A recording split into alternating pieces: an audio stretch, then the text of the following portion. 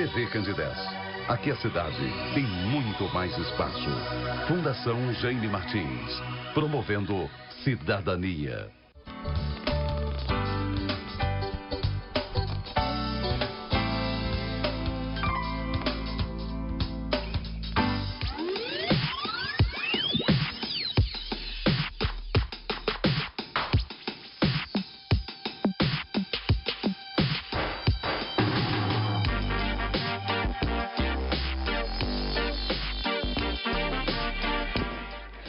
Olá, boa noite. A partir de agora, você acompanha o programa Divinópolis em Debate. Como acontece todas as semanas, a TV Candidez abre espaço para discutir assuntos pertinentes que colocam o município e toda a região rumo ao desenvolvimento e ao crescimento. E o tema desta semana não podia ser diferente, é justamente como prevenir crimes ambientais. Vamos falar, obviamente, da tragédia em Brumadinho e também da realidade de Divinópolis e da nossa região. Em qual contexto podemos prever crimes ambientais e prever transtornos e, claro, desastres que poderiam gerar consequências graves para a nossa região. E é por isso que eu recebo ao vivo aqui nos estúdios da TV Candidez, nesta noite, Andréia Briner, ela que é especialista em gestão ambiental. E quem eu cumprimento primeiramente. Boa noite, Andréia, um prazer recebê-la. Igualmente, obrigado pelo convite. Eu sou especialista em gestão de resíduos sólidos, que é o resíduo sólido urbano, né, que a gente produz nas cidades, né, não em gestão ambiental. E quem vai me ajudar a construir este debate, como acontece todas as noites, é o Hélio Rodrigo Costa, ele que é engenheiro civil e representa o CREA hoje nesta noite aqui no Divinópolis em Debate. Boa noite, Hélio. Prazer em Boa noite, Flaviano. Prazer é meu. Boa noite a todos. E eu recebo também, ao vivo, pela primeira vez aqui nos estúdios da TV Candidez, o Vinícius Lopes, ele que é engenheiro ambiental e também vai me ajudar a construir o debate ao longo desta noite. Boa noite, Vinícius. Boa noite, Flaviano. Muito obrigado pelo convite aí. Espero colaborar com todo mundo. Lembrando que você, telespectador da TV Candidez, pode participar através do nosso WhatsApp 3222-5052. Ao longo do programa, terei prazer de registrar aqui sua pergunta e também a sua participação. Como eu disse na abertura do programa, o tema de hoje é amplo e vai, obviamente, trazer também uma visão e uma análise do que aconteceu no município aqui bem pertinho de Divinópolis, na região metropolitana de Belo Horizonte, mas que repercute em todo o estado. Como prever um crime ambiental? É possível prever um crime ambiental, né? Obviamente dentro de planejamento e dentro de ações preventivas. E todos os municípios precisam usar esta tragédia de Brumadinho como um exemplo do que fazer e como fazer o dever de casa. Seria mais ou menos isso, Andréia? Você esqueceu de falar só da fiscalização por parte do poder, né, público.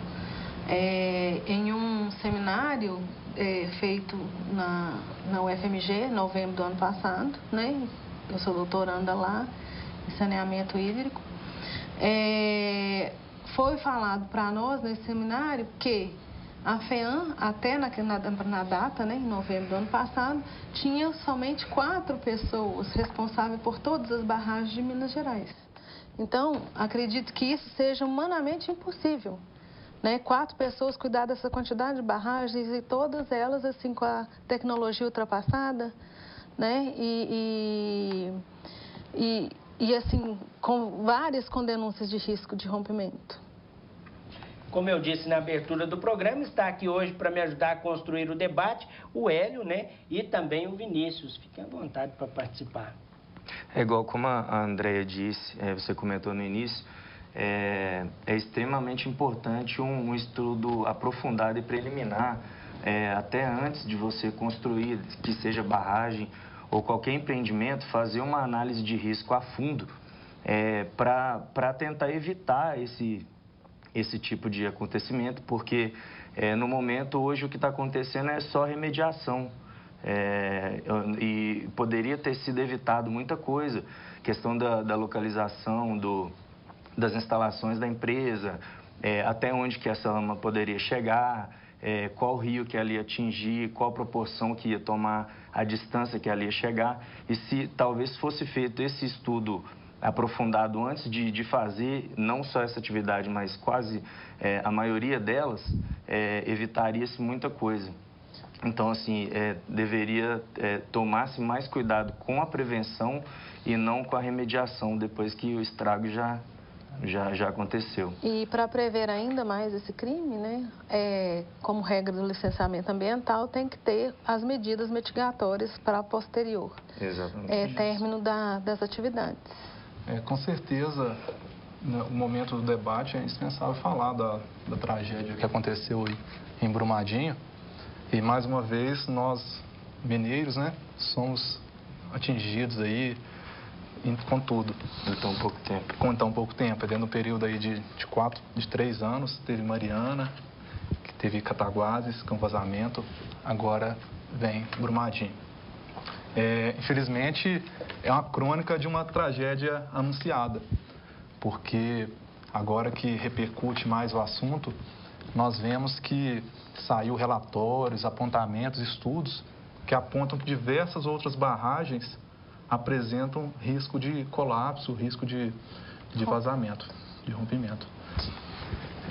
Então, traz para nós no debate ainda mais a importância, a conscientização da sociedade civil de cobrar a questão da fiscalização do Estado, não só do Estado e a fiscalização, mas também vamos dizer, a questão do empresariado, da empresa, um conceito de segurança já. Isso aí falta muito no brasileiro. Nós damos atenção à segurança só depois do acontecido. Tem que ter essa cultura de prevenção. Aqui nós temos cultura de remediação, como o Vinícius falou. Citou um detalhe muito interessante, porque é muito pouco tempo realmente, né? E de 2015 para agora, 2019... nada se evoluiu praticamente, né? É um desastre exatamente idêntico ao que aconteceu em Mariana, inclusive a empresa é a mesma, o que mostra que às vezes a impunidade, a fiscalização, ela foi falha novamente. Seria um momento talvez de rever a forma como esse tipo de trabalho é executado, principalmente no estado de Minas Gerais, que é um estado rico em minério de ferro, que é o que essas mineradoras visam, né? Seria talvez esse momento de discutir também esse assunto? Com certeza. Tem que discutir, porque continuar da forma que está, vai ser só medida de remediação, né? Vai só ver as coisas que... só remediar mesmo, porque para a prevenção, da forma que está sendo, essa tecnologia que está sendo usada, é ultrapassada, né?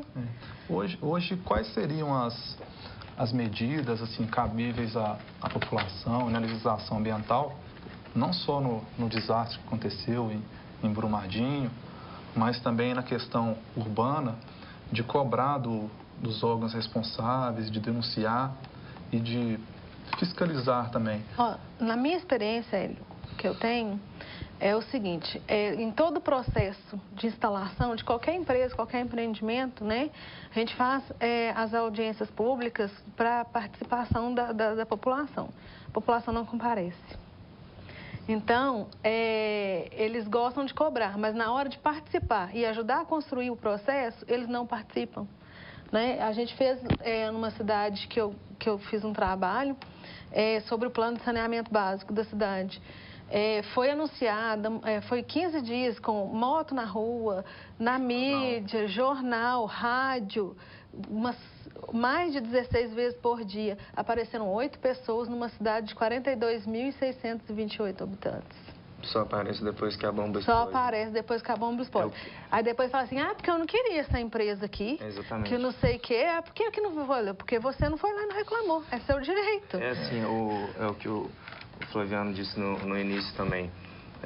O empresariado tem que mudar muita coisa, a fiscalização tem que mudar muita coisa, só que o maior número de pessoas está na sociedade, na comunidade. Sim. E a pessoa tem que mudar a cultura dela, a forma dela cobrar. A população, no momento agora, está cobrando, igual a gente falou da remediação, está cobrando depois que aconteceu.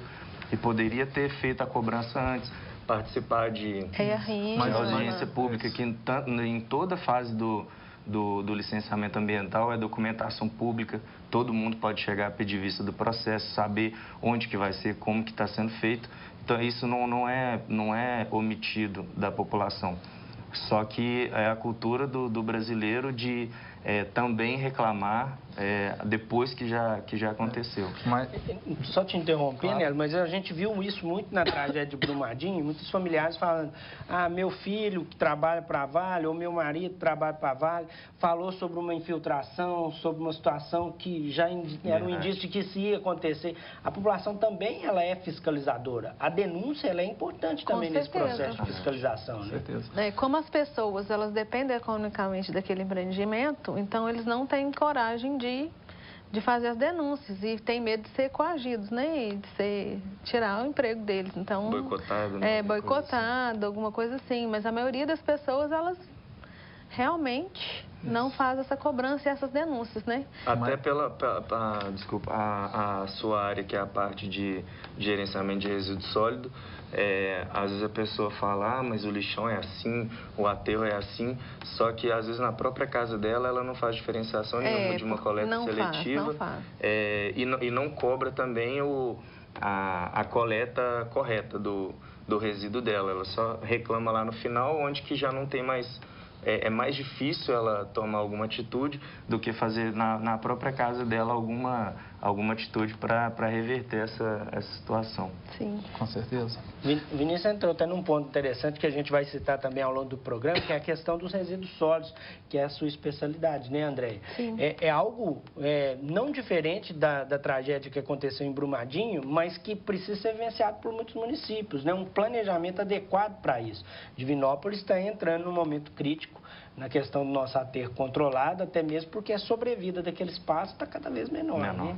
Sim. E o planejamento ele precisa ser feito, assim como deveria ter acontecido também naquela situação lá de Brumadinho. Mas agora vem uma outra preocupação, além das mortes, além de todos os prejuízos que já foram causados, tanto em Mariana como lá em Brumadinho, a preocupação é quanto ao que isso ainda pode causar, né?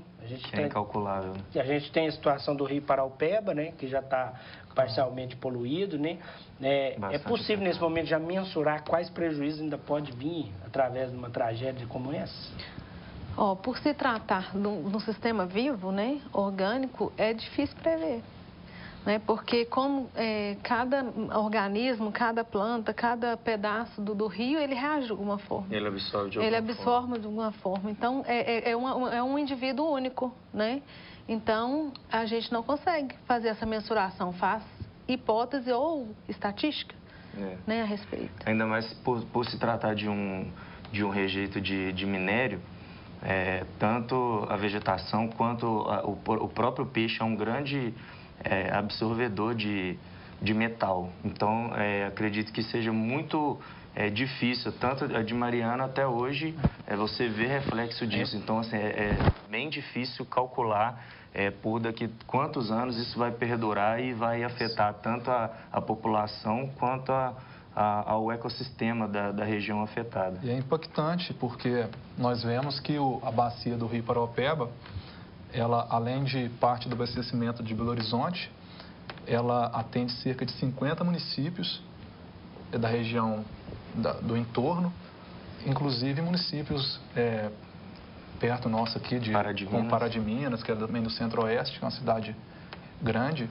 Chegou agora em Florestal hoje. Exatamente, gera uma preocupação gigante em relação a como vai ser essa onda que está descendo, essa que onda de lá. A pessoa está... às vezes liga no assunto, a Brumadinho está a tantos quilômetros daqui, não vai chegar a afetar. Muito perto, relativamente. Muito perto, tanto que a gente vê o 24 horas já chegou, já tem quilos e quilos de peixe espalhado, já rodou vídeo pela internet aí. E isso vai continuar e vai continuar por onde ela passar, ela vai deixar esse rastro e vai atrapalhar por um longo caminho pela frente ainda. Porque a cultura nossa, né, da gente se aproximar, né, viver em torno das áreas ribeirinhas, né? Então, dali a gente tira a agricultura, né, que é uma área mais fecunda, e também trabalha, né, o pessoal trabalha com pesca, né? Muita gente trabalha com pesca, além de abastecimento. Sim, além de abastecimento de água. Então, é preocupante. Então, pensa, olha, vegetais, o peixe e mais a água que você usa na sua casa. Ou seja, praticamente tudo que a gente precisa para... sobreviver. Agora, isso é algo opinativo, tá? Vocês podem opinar se quiser, mas assim, é minha função perguntar. Pode ser que essa tragédia de Mariana e a tragédia de Brumadinho esteja mostrando também para o Brasil que um sistema de cooperação, tanto do setor privado como do setor público, onde um passa a ser muito dependente do outro, a gente pode citar, dificilmente qualquer empresa em Mariana ou em Brumadinho gere um PIB maior do que a Vale. Isso pode gerar uma cooperação negativa, ou seja, uma fiscalização mais branda, a facilidade e menos burocracia na hora de autorizar a empresa a extração e o trabalho em relação ao minério. Pode estar sendo também um exemplo nesse sentido, de mostrar, independente se você tem uma dependência econômica daquela empresa, é seu papel como órgão público fiscalizar, porque você tem que pensar na cidade, no bem-estar da população antes da questão financeira, principalmente, né? Pode ser que esteja mostrando isso também, alertando as autoridades para uma situação que precisa mudar, um relacionamento mais profissional diante de situações como esta? De abertura de empresas, de oportunidades? Sem dúvida, uma empresa do porte, uma mineradora, uma empresa de grande porte, ela é fundamental, porque ela gera, além de renda, ela gera empregos, riqueza, movimentação da economia regional. Porém, tem que ter uma concepção que o governo não pode ter nenhum tipo de leniência para favorecer o funcionamento. Tudo tem que estar dentro do trâmite legal, das legislações, porque o que acontece? O fator Estado, o Estado, ao invés de abrandar, ele deverá incentivar a fiscalização e também amparar o corpo técnico de fiscalização. Como a Andréa disse, existem pouquíssimos fiscais de barragens. Então, a tendência, se tivesse um concurso ou alguns sistemas para melhorar essa questão esse corpo técnico. Corpo técnico. Ou mesmo a cooperação com uma entidade organizacional não governamental. Exatamente. Igual está acontecendo agora na questão do resíduo sólido, existe uma entidade que está prestando consultoria para as prefeituras, orientando nessa questão da gestão e gerenciamento dos resíduos sólidos. Porém, tudo isso aí não exime a empresa da obrigação, porque no caso do Brumadinho, ela construiu uma estrutura que entrou em colapso. Então, isso aí constituiu crime ambiental. Mas o Estado não se exime disso também, que ele deveria ter fiscalizado, ter analisado os relatórios, as questões de estabilidade. Então, tudo isso aí faz a sociedade, a engenharia, no caso, a repensar o modelo construtivo, as técnicas empregadas, porque alguma coisa não está funcionando. Porque, como dito, vem sequencial nos últimos anos vários desastres ambientais. E se nós hoje, se a sociedade civil organizada não conscientizar e cobrar uma atitude, daqui 2, 3 anos, infelizmente, novamente, nós vamos estar debatendo aqui outros desastres. Daqui tem outro. Eu acho que o ciclo todo ele tem que ser revisto.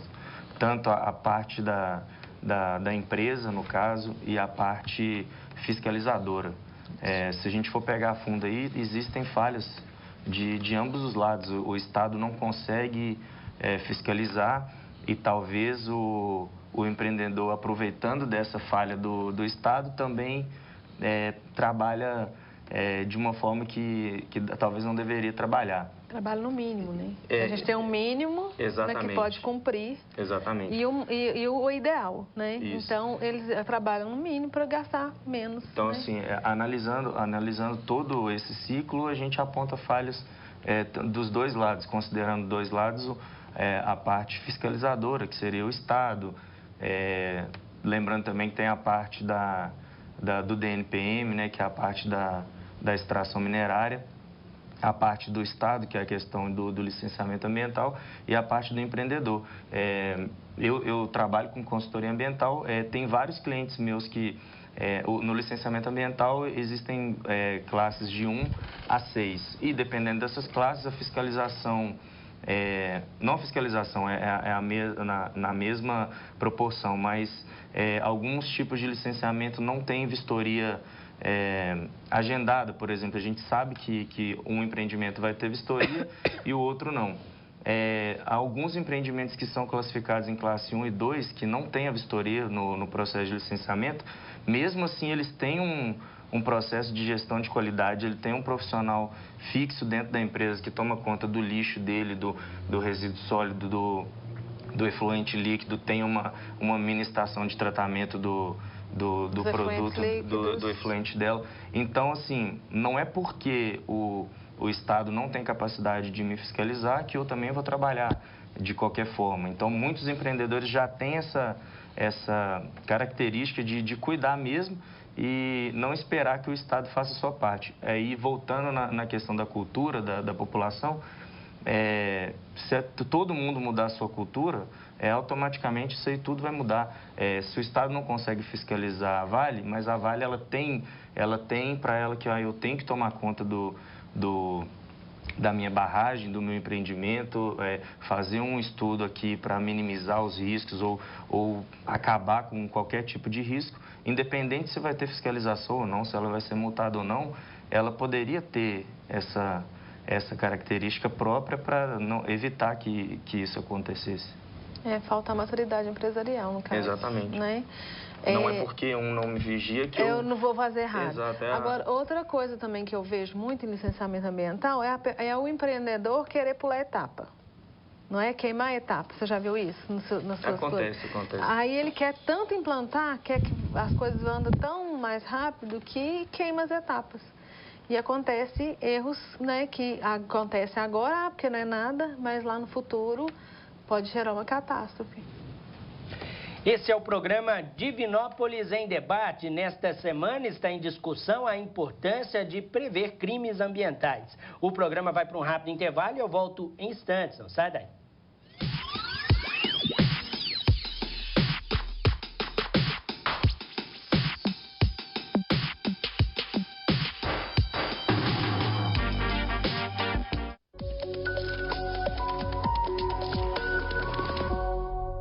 Até recentemente, o câncer de colo de útero era o mais comum na mulher brasileira, mas pela eficácia dos programas de prevenção, hoje ele não é mais o mais comum, ele é o terceiro em gravidade, o quarto se a gente considerar o pele não melanoma.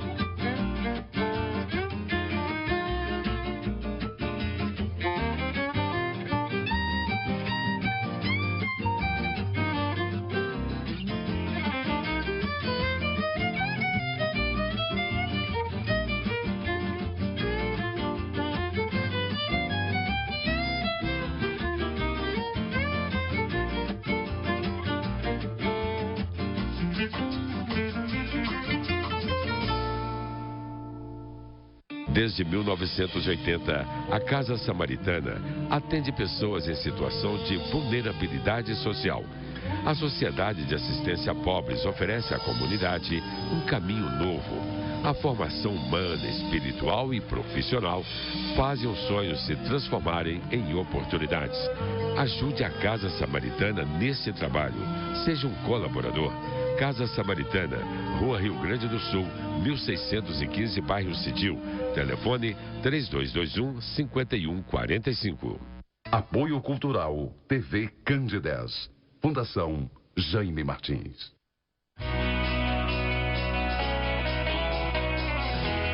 Olá, eu sou Samuel do Vale e apresento toda semana o Amostra Grátis. Informação e entrevistas com os principais profissionais da área da medicina, que ajudam a esclarecer um tema muito importante, a sua saúde. E você pode participar com perguntas. Programa Amostra Grátis, toda terça-feira, ao vivo, a partir de 9 da noite. Eu espero você.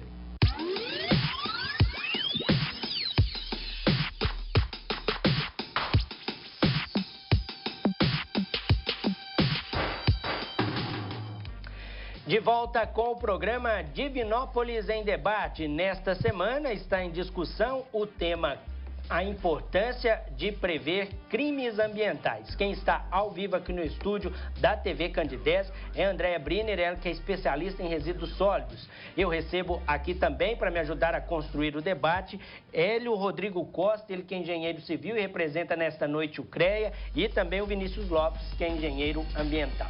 Lembrando que você, telespectador, pode participar através do nosso WhatsApp 3222-5052. Isso mesmo, 3222-5052 é o número fixo, mas é o WhatsApp para você enviar sua mensagem, a sua pergunta. Ao longo do programa a gente vai tentar registrar aqui a sua participação. Na primeira parte do programa a gente falou de forma ampla a situação de Brumadinho, né, envolvendo as barragens das mineradoras. Agora a gente vai entrar um pouquinho na realidade aqui de Divinópolis e também da nossa região, que é os resíduos sólidos, que é a área da Andréa, né, André? Que vai acrescentar muito aqui no nosso debate. Eu dizia lá no primeiro bloco que é uma situação também que precisa ser planejada, porque não diferente das barragens, pode-se criar também um crime ambiental gravíssimo e sério se atitudes não forem tomadas, né? Para que o telespectador possa situar, Divinópolis hoje tem um aterro controlado, não é mais um lixão, como era antigamente, mas, ao mesmo tempo, está longe de ser um aterro sanitário, que é o que é exigido pela legislação e pelas autoridades competentes, né? E o que essa situação do aterro controlado pode criar para a cidade, caso o município feche os olhos para essa necessidade, esse projeto novo a ser executado? Na época, né, existe uma legislação, né, aqui no Brasil, né, que em 2010 ela foi decretada, sancionada, que chama a Política Nacional de Resíduos Sólidos, né, que é a 12305 de 2010, que todo mundo fala isso assim o tempo todo, né, quem trabalha com resíduos. Então, ela é uma lei perfeita, né, se fosse seguida à risca, né, como toda legislação aqui no Brasil, mas, né, tem as suas brechas e o pessoal aproveita disso. Aí, então, aí voltando lá nessa questão que você falou do lixão, o aterro sanitário e o aterro controlado. São 3 fases. O lixão, inadmissível, né? Aí, certo tempo, né, depois que foi lançada a lei, né, que foi decretada a lei, aí ela permitiu certo tempo o aterro controlado como medida de adequação e adaptação dos municípios a chegar no terceiro estágio, que é o aterro sanitário. Então, o lixão, o que acontece? O lixão, você vai lá e joga o resíduo, fica a céu aberto, vetores de todas as doenças, urubus, pássaros, gavião, cachorro, todos os animais têm acesso àquele resíduo lá. E todo o tipo de resíduo, comida, resíduo de banheiro, resíduo de reciclável, resíduo tóxico, né, resíduo hospitalar, às vezes fica ali naquele local. O aterro controlado, né, que está a fase de Divinópolis agora, né, que vocês estão falando, o aterro controlado, ele é uma forma de deposição do resíduo em valas, só que essa vala não tem manta impermeabilizadora, que impede do chorume, que é aquele líquido tóxico, lixiviado, penetrar no solo e contaminar os lençóis freáticos. Olha só, nós estamos falando 2 coisas, né? Brumadinho e aterro controlado. As 2 coisas são de contaminação de águas, né? Principalmente.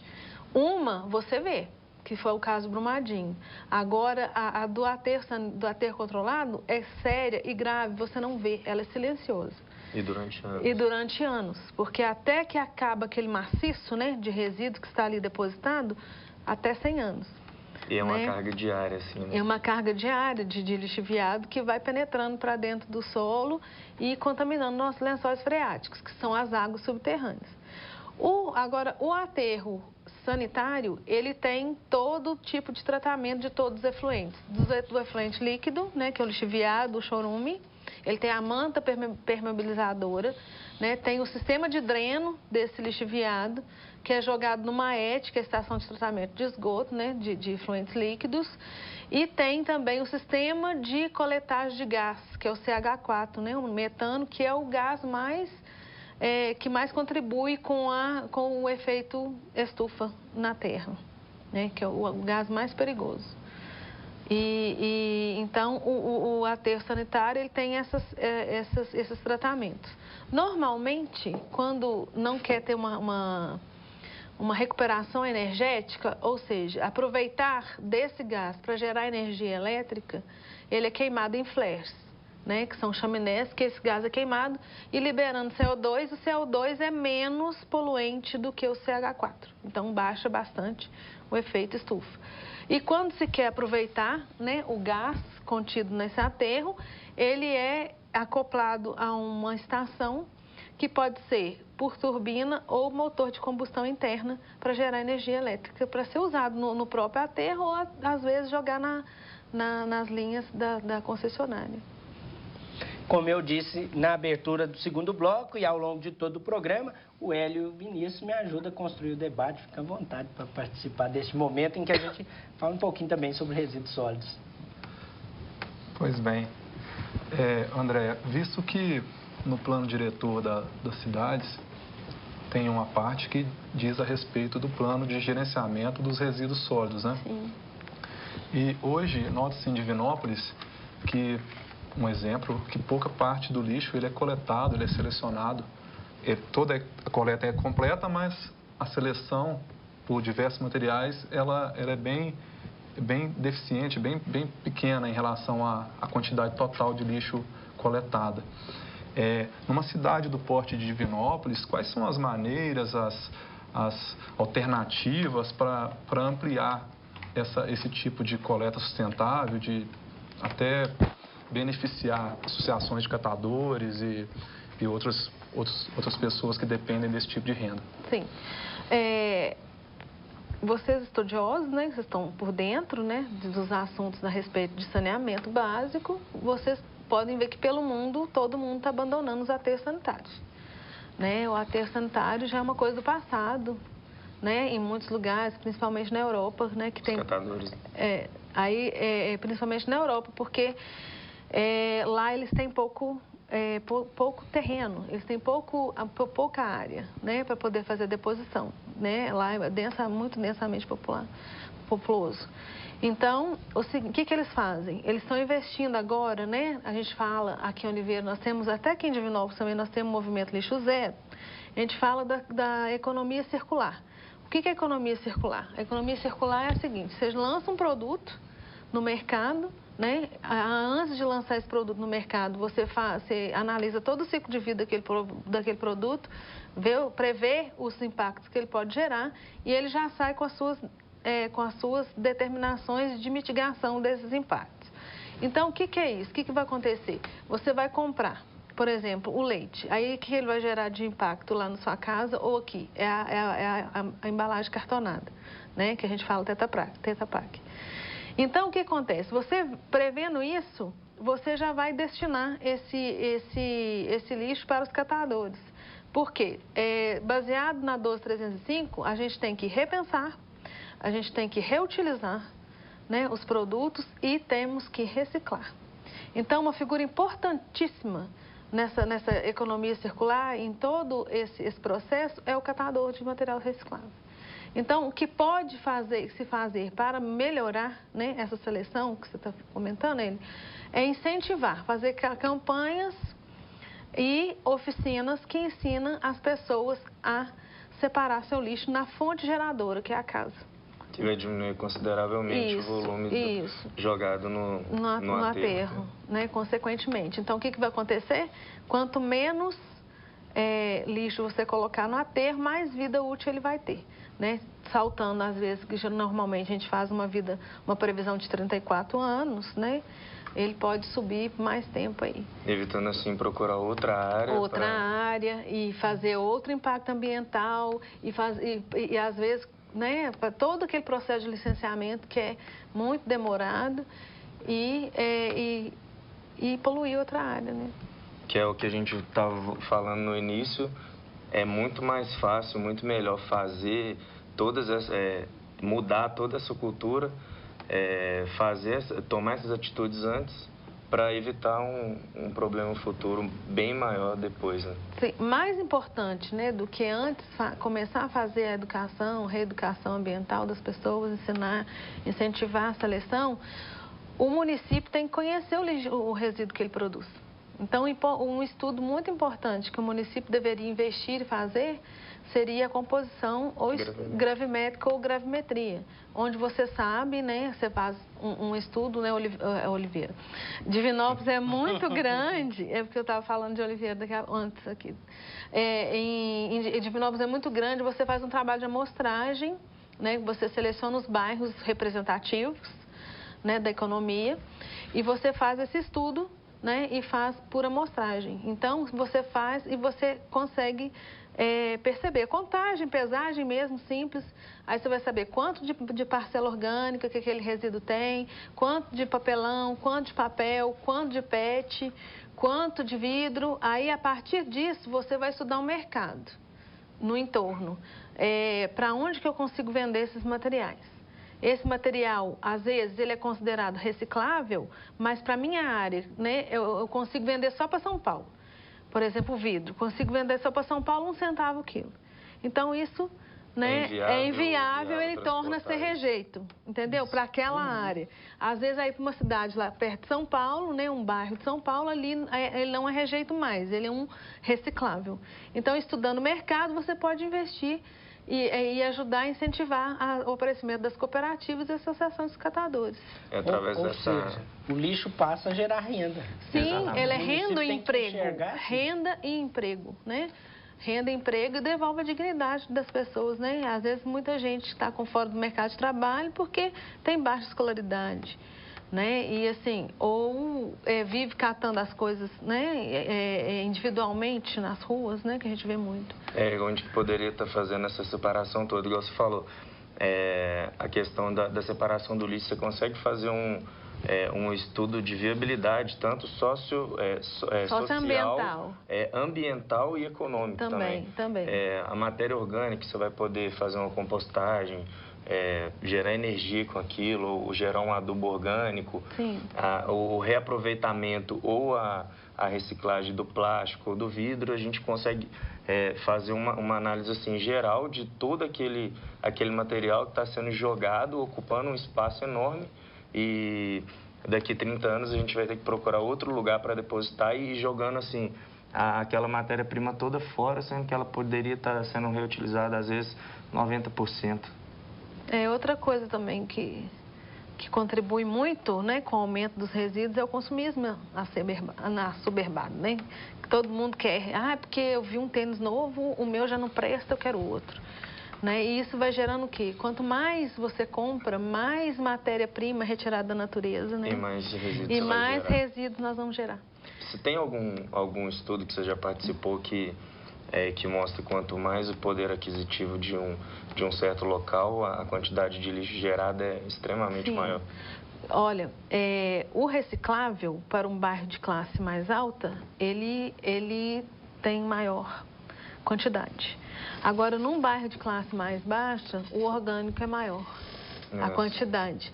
E eu já observei mesmo, assim, que de ficar triste, porque a classe baixa desperdiça muita comida, joga muita comida fora, mais alimentos do que o próprio embalagem, digamos assim. Entendi. Porque, por exemplo, uma pessoa mais de classe melhor, né, que tem maior poder aquisitivo, né, ela vai no supermercado, ela compra um monte de coisa embalada, porque eu quero pizza, porque eu quero lasanha pronta, né, e tal.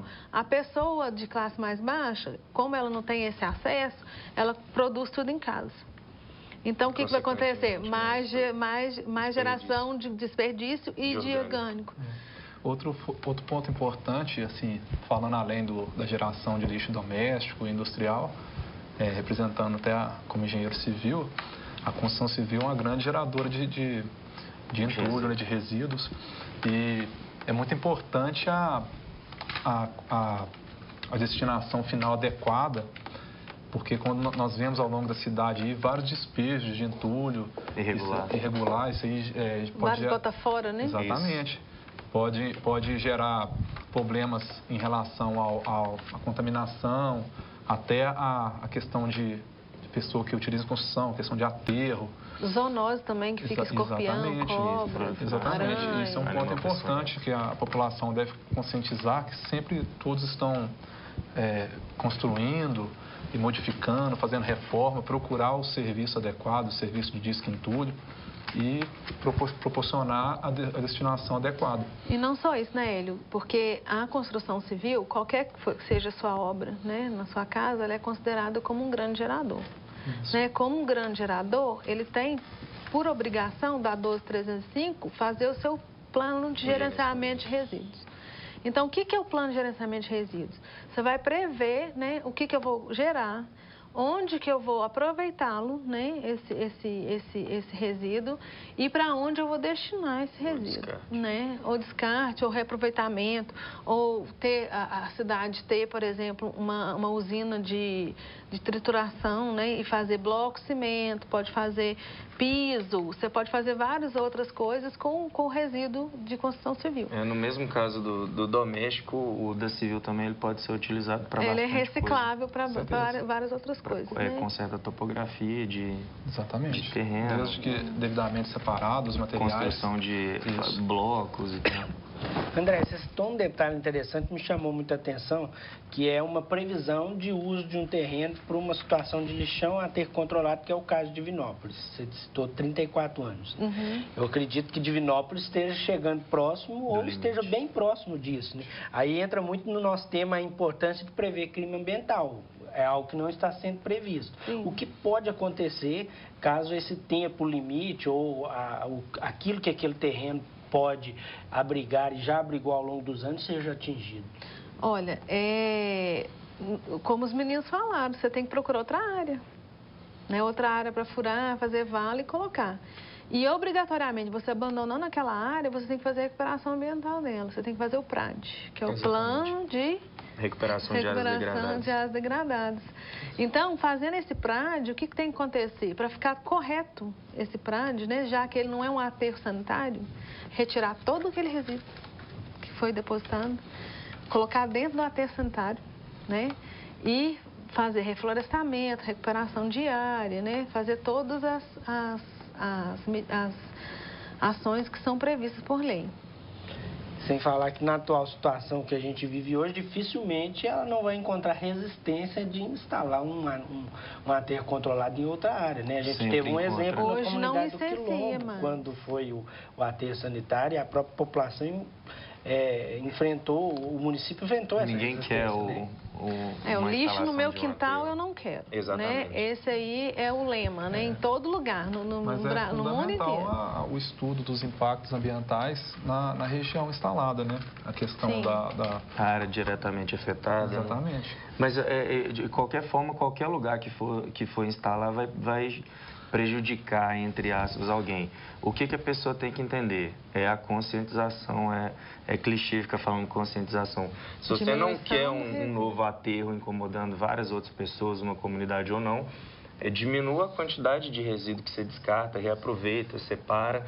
E a partir do momento que você separar isso, há muita gente fala assim, eu separo o meu lixo dentro de casa, eu separo lata, plástico e orgânico. E o caminhão do lixo passa e joga tudo junto no caminhão. Então, aí volta aquela que a gente falou no início.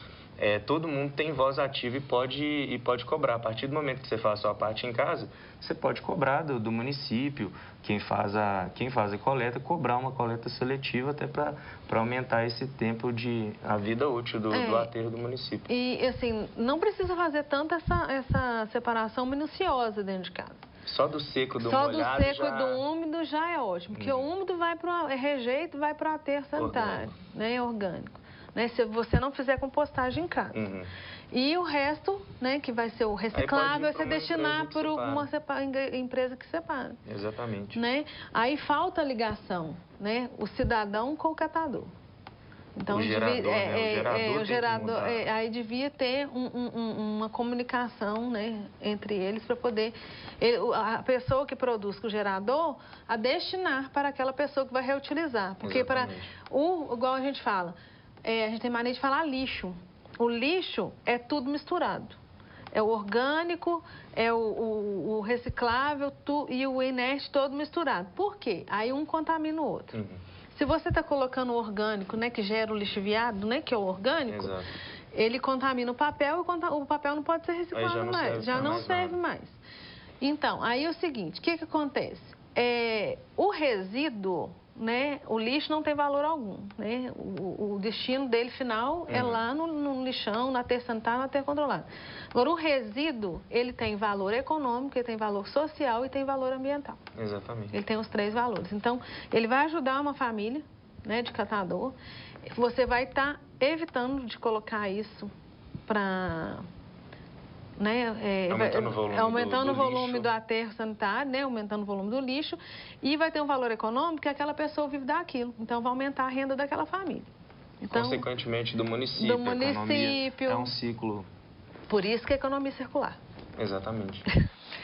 A gente está caminhando para o final do programa, só vou registrar aqui a mensagem de um telespectador e está direcionando uma pergunta para você, viu, André? É o Luiz Otávio e ele está perguntando o seguinte, como é tratada a parte de fiscalização dos resíduos sólidos em obras e em empresas, de modo geral? De modo geral, quem cuida dessa parte é a própria prefeitura, a Secretaria de Meio Ambiente ou Obras, né? Eu não sei. Cada município, ele é de uma forma. Então, quando você vai entrar com o projeto, né, para pedir a construção, você vai apresentar. A empresa, se você contratar uma empresa, ela vai apresentar esse plano de gerenciamento de resíduos lá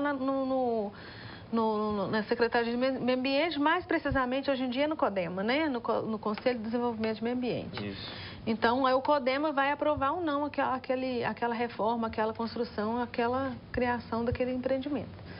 Né? Então, tem que passar pelo Conselho, aí vai para a Secretaria de Obras e a Obras tem o poder de fiscalizar, assim como os agentes ambientais da Secretaria de Meio Ambiente. Mais um exemplo bom da população sendo fiscal também. Sim, a denúncia nesses denunciar. Casos é agora, eu penso... Nos botas fora. Você está lá na sua casa, está fazendo a caminhada, às vezes, numa avenida sanitária. Você vê uma pessoa passando com sacolinha, então com o carrinho de mão despejando em tudo, sua obrigação é ir lá na Secretaria de Meio Ambiente e denunciar aquela pessoa. Ou no Ministério Público. E isso também é crime ambiental. Né? Se despejar o seu resíduo no lugar indevido, é crime ambiental. A gente teve até um exemplo, né? Semana passada aqui em Divinópolis, foi notícia no nosso portal, uma empresa da área de cimento despejando material próximo à Lagoa do Cidil. É um crime ambiental grave e a população, ela tem esse poder de fiscalização também. Que na maioria das vezes é em área de preservação permanente, né? Que é próximo de curso d'água, de nascente. Ou uma área verde de um bairro, todo o loteamento tem a sua área verde reservada, né, para isso. A pessoa vai lá e descarta próxima a essas áreas que deveriam ser de preservação. Né? Ou então mesmo no lote vago, que vai estão gerar abertos, inseto, animal peçonhento. Vai incomodar a vizinhança toda. Exatamente. E às vezes a pessoa que ela mora num lugar, joga do lado, e ela própria vai ser a mais afetada. Sim. Mesmo assim, ela toma essa atitude. Eu falei da compostagem caseira, existe um método de compostagem muito simples. Já viu aquelas latas grandes de plástico, né?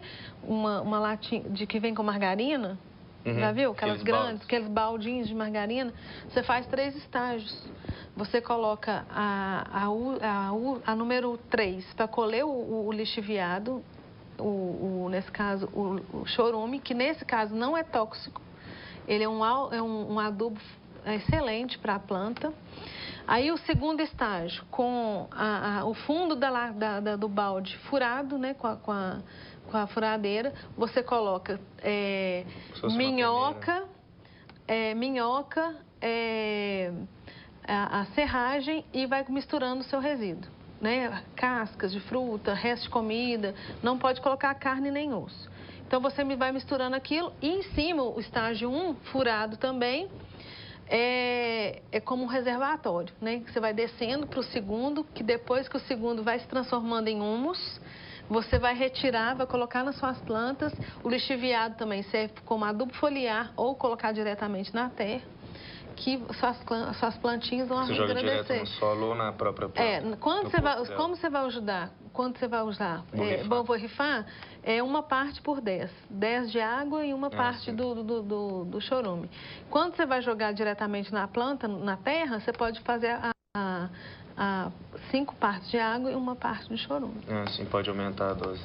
Pode aumentar a dose, porque aí vai ser absorção, né? Não vai ser, porque assim, ele não tem um cheiro agradável, né? Aí depois que você faz muita diluição, né? De 10 partes por 1, aí não fica cheiro ruim, né? desagradável. Tá aí um belo exemplo se você quer contribuir com o meio ambiente. Esse foi o programa Divinópolis em Debate desta semana, que colocou em discussão o tema A Importância de Prever Crimes Ambientais. Por isso que eu agradeço aqui primeiramente a presença da Andréia, que engrandeceu muito o nosso debate. Muito obrigada pelo convite. Obrigada. Muito obrigado também o Vinícius Lopes, que esteve conosco ao longo dessa noite. Muito obrigado. E agradeço também a presença do Hélio, pela primeira vez, representando o CREA aqui no programa Divinópolis em Debate. Muito obrigado pela participação. Eu agradeço, obrigado pelo convite.